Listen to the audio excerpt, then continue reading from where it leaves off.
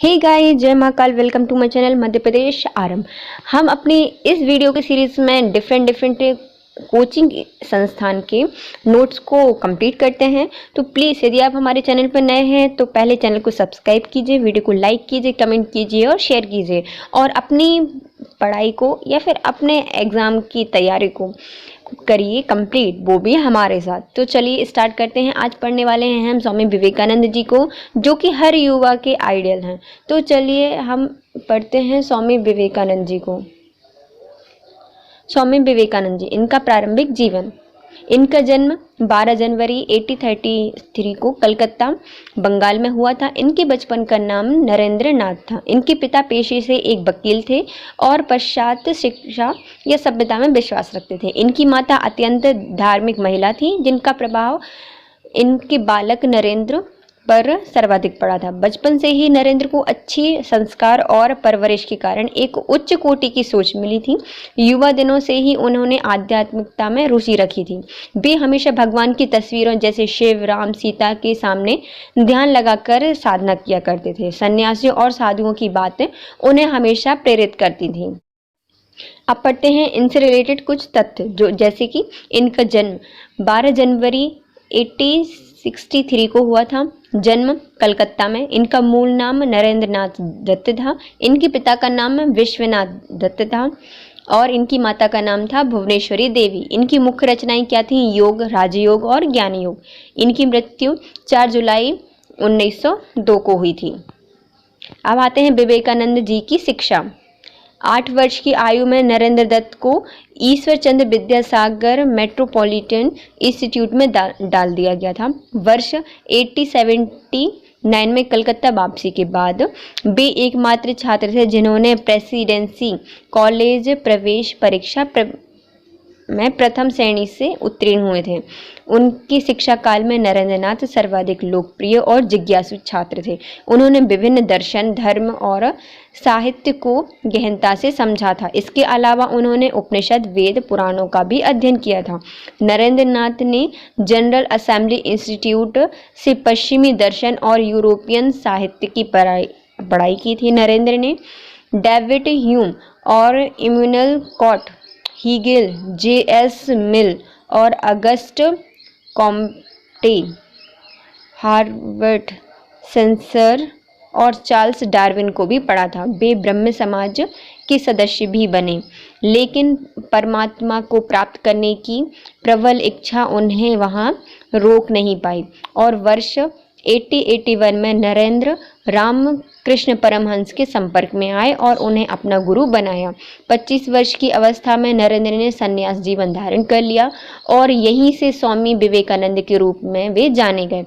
अपने गुरु की इच्छा अनुसार स्वामी विवेकानंद संपूर्ण मानव जाति के कल्याण के लिए दुनिया और देश भर में भ्रमण करते हैं और भटकते हुए लोगों को मार्ग दिखाने का कार्य करने।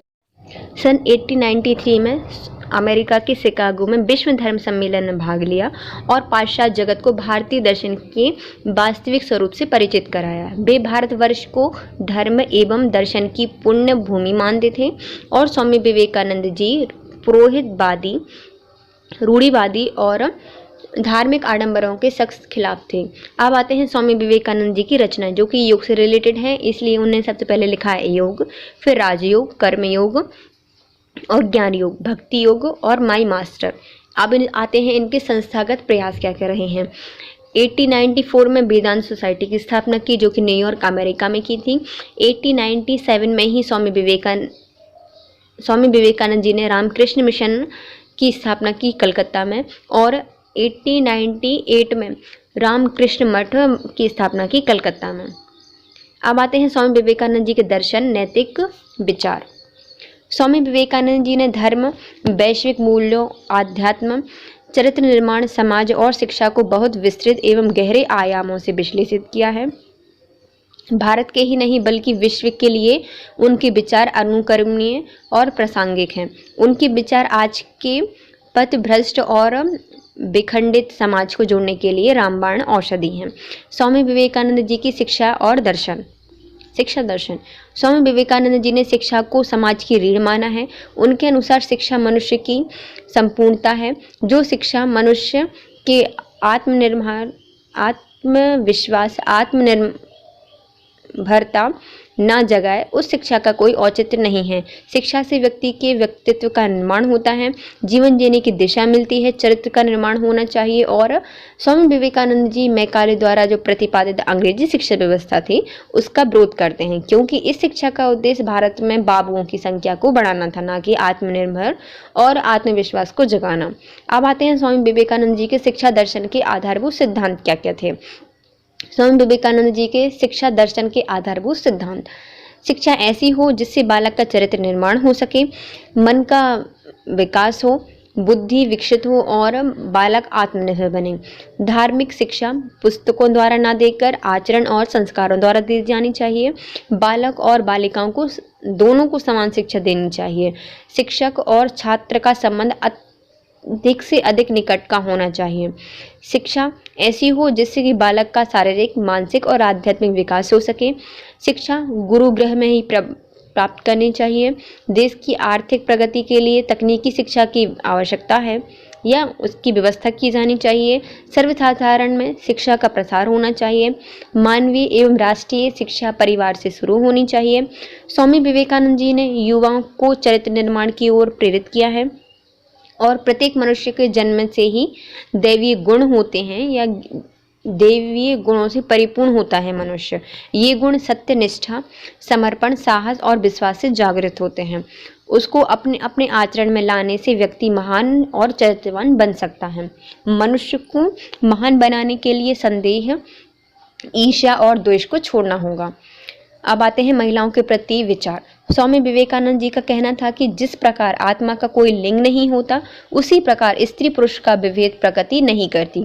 ये सिर्फ शरीर का ही भेद है जो ईश्वर ने कभी मान्य नहीं माना है। स्त्री जाति का सम्मान आवश्यक और उचित है, तभी राष्ट्र उन्नति के पथ पर आगे बढ़ सकता है। राष्ट्र की प्रगति के लिए पुरुष और स्त्री को कंधे से कंधे मिलाकर साथ चलना होगा। उन्होंने स्त्री शिक्षा पर विशेष बल दिया है तथा दहेज प्रथा और बाल विवाह जैसी कुप्रथाओं का विरोध किया है। स्वामी जी के अनुसार जब तक महिलाओं की बेहतरी के लिए काम नहीं होगा तब तक विश्व का कल्याण संभव है ही नहीं। अब आते हैं आध्यात्मिक मानववाद। स्वामी विवेकानंद जी ने मानववाद के नए दृष्टिकोण की अवधारणा प्रस्तुत की है। यह अवधारणा थी आत्मा का स्वाभाविक दैवित्व। इनके अनुसार यदि आत्मा के दैवित्व में कमी आती है तो यह कमी मनुष्य को नैतिक पतन की ओर ले जाएगी। यह अवधारणा मनुष्य को उद्यत बनाती है और मानव संबंधी तत्वों की भावना लाती है और जीवन को सार्थक बनाती है। अब आते हैं वैदिक परंपराएं। स्वामी विवेकानंद जी अद्वैत वेदांत दर्शन के समर्थक थे। इन्होंने भारत की प्राचीन संस्कृति का मान देश विदेश में बढ़ाया था। स्वामी विवेकानंद जी ने साहित्य, भाषा, इतिहास, ज्ञान, विज्ञान, धर्म, संस्कृति के क्षेत्र में भारत को अन्य देशों के अपेक्षा समृद्ध बताया था। वे वेदों के सच्चे वेदानुगामी और दृढ़ भक्त थे। इन्होंने दर्शन का महत्वपूर्ण स्रोत वैदिक परंपरा और वेदांतों को बताया था। जन सेवा। स्वामी विवेकानंद जी का कहना था कि जब तक भारत में निर्धनता को मिटाने का प्रयास नहीं होगा तब तक भारत का आध्यात्मिक और भौतिक विकास होना संभव नहीं है। जन सेवा ही सच्ची राष्ट्र की सेवा है और मानव सेवा ही राष्ट्र का केंद्र बिंदु है। अब आते हैं जाति प्रथा संबंधी विचार। स्वामी विवेकानंद जी जाति प्रथा को भारत के पतन का सबसे बड़ा कारण मानते थे। जाति प्रथा से समाज का हाश होता है और इसी कारण वर्ग विभेद भी बढ़ता चला जाता है। भारत को प्रगतिशील और राष्ट्रीय एकीकृत या एक बनाने के लिए वे ऊंच नीच, छुआछूत की भावना को समाप्त करना चाहते थे। स्वामी विवेकानंद भारत की प्राचीन संस्कृति को मजबूती से प्रचार भी करते थे, परंतु उन्होंने प्रचलित संकीर्णता और रूढ़िवादिता के विरोध में संघर्ष किया है। उनका कहना था कि आधुनिक युग में जाति व्यवस्था, वर्ण व्यवस्था ने भारतीय समाज को खोखला कर दिया है। अतः इस बंधनों और संकीर्ण दरारों को समाप्त करना अति आवश्यक हो गया है। जाति भेद को समाप्त करने का एकमात्र उपाय यह है कि शिक्षा और सभ्यता के प्रसार को समझ सकें। वे अधिकारवाद के विरोधी थे और उन्होंने परंपरावादी ब्राह्मणों के एकाधिकार का कठोर प्रहार किया है या फिर कठोर विरोध किया है। अब आते हैं कर्म करने की प्रेरणा देते हैं। स्वामी विवेकानंद ने पूरे भारत का भ्रमण करने के बाद यह देखा कि अधिकांश जनता अत्यंत निर्धनता का जीवन व्यतीत कर रही है। उन्होंने अनुभव किया कि इस निर्धनता और दरिद्रता का मूल कारण निवासियों का भाग्यवादी और आलसी होना है। इसलिए व्यक्ति को आलस्य त्याग कर सदा कार्यशील बना रहना चाहिए। साथ ही अपने कर्म के मार्ग में निर्भीकता और साहस के साथ बढ़ना चाहिए। स्वामी विवेकानंद जी ने सामाजिक चेतना के क्रम में विचारों के प्रचार प्रसार को निरंतर सक्रिय बनाए रखने के लिए 1893 में रामकृष्ण मिशन की स्थापना की। उनका उद्देश्य वैदिक धर्म का प्रचार, भारतीयों का आध्यात्मिक और नैतिक उत्थान था, दीन दरिद्र की सेवा करना था और उन्हें शिक्षित करने के ऊपर उठ के प्रयास करना, मतलब उनको ऊपर उठाने का प्रयास करना था। इसके अतिरिक्त समाज सुधार हेतु जाति भेदभाव और कुरीतियां और धार्मिक अंधविश्वासों को दूर करना था। देखिए, हम स्वामी विवेकानंद जी के विचारों को फिर से पढ़ लेते हैं। जैसे कि उन्हें स्त्रियों के प्रति उनके क्या विचार थे, वो स्त्रियों को शिक्षा के प्रति थे, मतलब वो चाहते थे कि जो नारियां हैं वो शिक्षित हों। वो बाल विवाह दहेज प्रथा के विरोधी थे और उन्होंने हमेशा कुप्रथाओं को हटाने का प्रयास किया है। आध्यात्मिक मानवतावादी, इनका मानना था कि जो व्यक्ति है उसमें यदि देवीय तत्व, आत्मा के दैवित्व में यदि कमी आती है तो उसका व्यक्ति का जो नैतिक पतन स्टार्ट हो जाता है। अब आते हैं वैदिक परंपरा। स्वामी विवेकानंद जी साहित्य, भाषा, इतिहास, ज्ञान विज्ञान, धर्म और संस्कृति के क्षेत्र में भारत को अन्य देशों की अपेक्षा समृद्ध मानते थे। इन्होंने वेदानुगामी और दृढ़ भक्त थे। वेदों के हमेशा वेदों का ही समर्थन इन्होंने किया है। जन सेवा, इन्होंने भारत में निर्धनता मिटाने के लिए बहुत प्रयास किए हैं और उन्होंने कहा था कि यदि भारत को आध्यात्मिक और भौतिक विकास करना है तो मानव सेवा करना होगा। यह मानव सेवा को ही राष्ट्र का केंद्र बिंदु बताया था। जाति प्रथा का संबंध, जाति प्रथा का इन्होंने हमेशा ही विरोध किया है। इन्होंने ऊंच नीच, छुआछूत की भावना को समाप्त करने के बहुत सारे प्रयास किए हैं। इन्होंने वर्ण व्यवस्था और रूढ़िवादिता के विरोध में भी संघर्ष किया है और इन्होंने 1893 में रामकृष्ण मिशन की स्थापना की थी। कर्मवाद की सिद्धांत पर इन्होंने प्रेरणा दी है कि कर्म करना चाहिए, आलस्य त्यागो और काम करो, ये इनकी शिक्षाएं दी। स्वामी विवेकानंद जी के राजनीतिक और राष्ट्रीय चेतना संबंधी विचार। यह सत्य है कि स्वामी विवेकानंद राजनीतिक आंदोलन के पक्ष में नहीं थे, लेकिन उनकी इच्छा थी कि वह बहादुर, शक्तिशाली और गतिशील राष्ट्र का निर्माण करें। देखिए, हमेशा से ही स्वामी विवेकानंद कभी राजनीतिक आंदोलन में इन्होंने पार्टिसिपेट नहीं किया है, लेकिन वो हमेशा से चाहते थे या फिर उनकी प्रबल इच्छा थी कि वह एक बहादुर, आत्मनिर्भर या एक शक्तिशाली भारत का निर्माण करें या योगदान दें राष्ट्र के निर्माण में। स्वामी विवेकानंद के राजनीतिक विचारों को निम्नलिखित बिंदुओं के द्वारा स्पष्ट समझा जा सकता है। जैसे धर्म संबंधी विचार, उनकी राष्ट्रवादी संबंधी धारणा, राष्ट्रीय चेतना के युवाओं का योगदान, स्वतंत्रता संबंधी अवधारणा, शक्ति सृजन और निर्भयता का संदेश, पूर्व और पश्चिम संस्कृति के बीच सेतु, समाजवाद संबंधी अवधारणा और समानता संबंधी अवधारणा। पहले आती है इनकी क्या, धर्म संबंधी विचारधारा, क्योंकि सबसे पहले भारत में क्या आता है, धर्म आता है, तो धर्म संबंधी विचारों को पढ़ेंगे हम। स्वामी विवेकानंद जी के अनुसार धर्म मुक्ति का प्रमुख साधन है। यह धर्म को राष्ट्रीय जीवन रूपी संगीत का केंद्रीय स्वर मानते थे। जिस प्रकार संगीत में स्वर प्रमुख होता है, वैसे ही हर राष्ट्र के जीवन में धर्म एक प्रमुख तत्व होता है और अन्य सभी तत्व इसी के केंद्र होते हैं, इसी में केंद्रित होते हैं। देखो, इन्होंने क्या कहा था कि किसी भी राष्ट्र को अच्छे से अग्रसर होना है, समृद्ध बनना है, तो उसका एक अपना धर्म होता है और धर्म को ही उसको पालन करना चाहिए, है ना। धर्म को उन्होंने केंद्र बिंदु पर रखा है और उसके बाद जितने भी जीवन के तत्व हैं उनको उसमें केंद्रित माना है। अब आते हैं राष्ट्रवादी संबंधी धारणा। स्वामी विवेकानंद जी ने राष्ट्रवाद के धार्मिक सिद्धांत का प्रतिपादन किया है। इनका विश्वास था कि भारत में राष्ट्रीय जीवन का प्रमुख आधार धर्म ही बनेगा।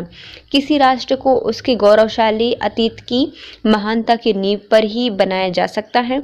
वे राष्ट्रवादिता के आध्यात्मिक पक्ष में दृढ़ विश्वास करते थे और उनका विचार था कि आध्यात्मिकता के ही आधार पर ही राष्ट्रवाद का निर्माण हो, मतलब वो आध्यात्म के आधार पर राष्ट्र का विकास करना चाहते थे।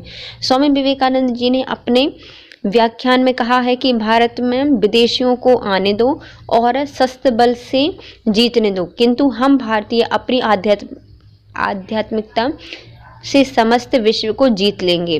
प्रेम घृणा पर विजय प्राप्त करेगा और हमारी आध्यात्मिकता पश्चिम की ओर जीत कर ही रहेगी, मतलब जो पश्चिम है उसको जीत लेगी।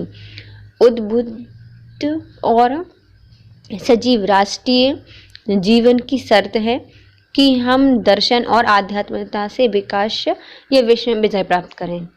इन्होंने क्या कहा था कि हथियार छोड़ो, लड़ाई झगड़ा छोड़ो, तुम जितने ही पश्चिमी देश या फिर कोई अलग साम्राज्य हमारे यहाँ पर आ रहा है उसको आने दो, शस्त्र लेकर आ रहा है आने दो, लेकिन हम उसकी विजय कैसे प्राप्त करेंगे? हम अपनी विजय प्राप्त करेंगे आध्यात्म से, और हम उनको प्रेम से जीत लेंगे और पूरे विश्व पर राज कर सकेंगे। राष्ट्रीय चेतना से युवाओं का योगदान। स्वामी जी के अनुसार किसी देश की बहुमूल्य संपत्ति युवा होती हैं। इन्होंने युवाओं को अत्यंत ऊर्जा का स्रोत बताया है। यदि युवाओं की ऊर्जा को सही दिशा में सही दिशा दी जाए तो राष्ट्र के विकास के नए आयाम मिल सकते हैं। स्वामी विवेकानंद जी ने युवा वर्ग को चरित्र निर्माण के 5 सूत्र दिए हैं, जैसे आत्मनिर्भर, आत्मविश्वास, आत्मसंयम, आत्मज्ञान और आत्मत्याग। इन्होंने क्या कहा था? हर युवा वर्ग को 5 सूत्र अपनाने के लिए कहा था। पहले आत्मनिर्भर बनो, आत्मविश्वास, खुद पे विश्वास होना चाहिए, आत्मसंयम होना चाहिए, आत्मज्ञान होना चाहिए और आत्मत्याग होना चाहिए। उपयुक्त 5 तत्वों के अनुशीलन से व्यक्ति स्वयं के व्यक्तित्व और समाज और देश का पुनर्निर्माण कर सकता है। अब आते हैं स्वतंत्रता संबंधी अवधारणा। स्वामी विवेकानंद जी की महान देन राजनीतिक क्षेत्र में स्वतंत्रता की अवधारणा थी। इनके अनुसार आध्यात्मिक प्रगति का मूल स्वतंत्रता है। यह किसी जाति, वर्ग या धर्म विशेष की धरोहर नहीं है। समाज और व्यक्ति के नैतिक, आध्यात्मिक, सामाजिक और धार्मिक और राजनैतिक जीवन के विकास में स्वतंत्रता अति आवश्यक वस्तु है। उनका मत था कि समस्त जगत अपनी निरंतर गति के माध्यम से मुख्यतः स्वतंत्रता की ओर खोज रहा है और मनुष्य का विकास स्वतंत्रता के वातावरण में ही जरूरी है। स्वामी जी का कहना था कि शारीरिक, मानसिक और आध्यात्मिक स्वतंत्रता की ओर अग्रसर होना और दूसरों को इसकी ओर अग्रसर होने में सहायता देना मनुष्य का सबसे बड़ा पुरस्कार है। जो सामाजिक नियम इस स्वतंत्रता के मार्ग पर बाधा डालते हैं वे हानिकारक हैं और उन्हें शीघ्र नष्ट करने के लिए प्रयत्न करना आवश्यक है। इन संस्थाओं को प्रोत्साहन दिया जाए जिसके द्वारा मनुष्य स्वतंत्रता के मार्ग पर अग्रसर होता जाए। उनकी मान्यता थी कि मनुष्य अपनी जिज्ञासाओं को तभी शांत कर सार्वभौमिक विकास कर सकता है जब उसको स्वतंत्रता का आधार प्राप्त हो। अब आते हैं शक्ति सृजन और निर्भरता का संदेश। स्वामी जी ने अत्यंत निर्भीक, साहसी और शक्तिशाली व्यक्ति थे।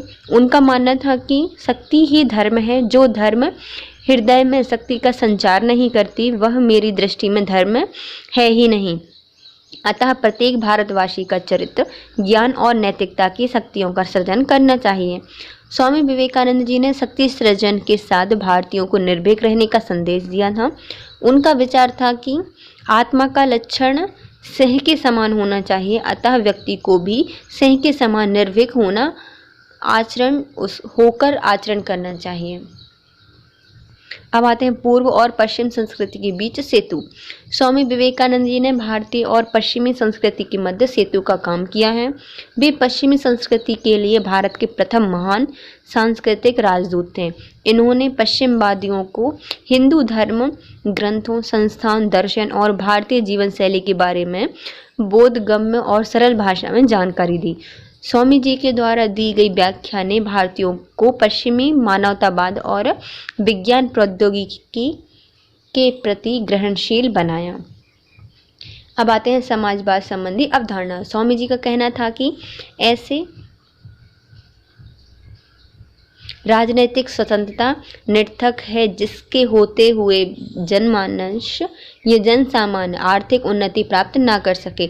इनके अनुसार भरपेट भोजन पहली आवश्यकता है। जनता जब भूखी नहीं रहेगी तो वह अपना उद्धार स्वयं कर लेगी। ये था इनके जन समाजवाद संबंधी अवधारणा। समानता संबंधी अवधारणा। स्वामी विवेकानंद जी समाज में समानता के पक्षधर थे। साधारण जनता के विकास के लिए समानता का होना आवश्यक है ताकि एक दूसरे के नीचे समझने की प्रवृत्ति समाप्त हो सके। देखिए, ये सबको समाज समान होना चाहिए, ये चाहते थे। तो ये हमेशा क्या चाहते थे कि समान, किसी भी असमानता के पक्षधर नहीं थे। ये चाहते थे कि ऊंच नीच, एक दूसरे को नीचे दिखाने की प्रवृत्ति समाप्त हो। समाज कैसा होना चाहिए? इनके अनुसार यदि मनुष्य का पेट भरा हो तो वह अपना विकास स्वयं कर सकता है। पूर्व और पश्चिमी संस्कृति के बीच इन्होंने सेतु स्थापित किया है। इन्होंने जैसे ही भारतीय संस्कृति को, ज्ञान को, दर्शन को, संस्थाओं को, धर्म ग्रंथों को इतनी सरलता से पश्चिमी संस्कृति को समझाया कि वह समझ गए कि भारत हमेशा से महान है और भारत की शिक्षा भी महान है। वहाँ के विज्ञान प्रौद्योगिकी भी ग्रहण करने लायक हैं या ग्रहण करने योग्य हैं। शक्ति सृजन और निर्भीकता। स्वामी जी हमेशा मानते थे कि व्यक्ति को निर्भीक होना चाहिए, साहसी होना चाहिए और शक्तिशाली होना चाहिए। व्यक्ति सह के समान है और सह के समान ही उसको आचरण करना चाहिए। और ऐसा यदि कोई धर्म किसी व्यक्ति को शक्तिशाली या फिर निर्भीक नहीं बना सकता तो वो धर्म किसी काम का नहीं है इनके अनुसार। स्वामी विवेकानंद जी स्वतंत्रता संबंधी अवधारणा कहते हैं कि किसी व्यक्ति को यदि विकास करना है तो उसको क्या करना, क्या होना पड़ेगा, उसके लिए स्वतंत्र होना चाहिए। उसके लिए व्यक्ति के नैतिक, आध्यात्मिक, सामाजिक, धार्मिक और राजनीतिक जीवन में विकास के लिए स्वतंत्रता आवश्यक वस्तु है। राष्ट्रीय चेतना युवाओं में इनका ज़्यादा योगदान रहा है। इन्होंने 5 सूत्र बताए हैं युवाओं के लिए: आत्मनिर्भर, आत्मविश्वास, आत्मसंयम, आत्मज्ञान और आत्मत्याग, जिससे कि मनुष्य अपना विकास कर सकता है, निडर हो सकता है, निर्भीक हो सकता है और आत्मनिर्माण कर सकता है। राष्ट्रवादी संबंधी अवधारणा सबसे महत्वपूर्ण राष्ट्रवादी अवधारणा रही है स्वामी विवेकानंद जी की। इनका विश्वास था कि राष्ट्र जीवन का मुख्य आधार धर्म ही बनेगा। इस राष्ट्र को उसके गौरवशाली अतीत की महानता की नींव बनानी होगी और आध्यात्मिक पक्ष के धर्म में दृढ़ विश्वास रखते थे ये। और धर्म संबंधी विचार, ये धर्म को राष्ट्रीय जीवन रूपी संगीत का केंद्रीय स्वर मानते थे और सभी तत्वों को इसमें ही केंद्रित मानते थे। ये थे स्वामी विवेकानंद जी के विचार, शिक्षा पद्धति और उनकी विचारधारा। ये थे स्वामी विवेकानंद जी की विचारधारा, उनकी राष्ट्रीय चेतना संबंधी विचार और उनकी शिक्षा जो होती है कंप्लीट। तो यदि आप हमारे चैनल पर नए हैं तो पहले चैनल को सब्सक्राइब कर दिए ना, फिर इस वीडियो को लाइक कीजिए, कमेंट कीजिए और वीडियो को शेयर कीजिए और अपने सजेशन को प्लीज़ कमेंट बॉक्स में डालिए जिससे कि हम नेक्स्ट वीडियो आपके सजेशन से ही बना सकें। Thank you so much. Have a nice day.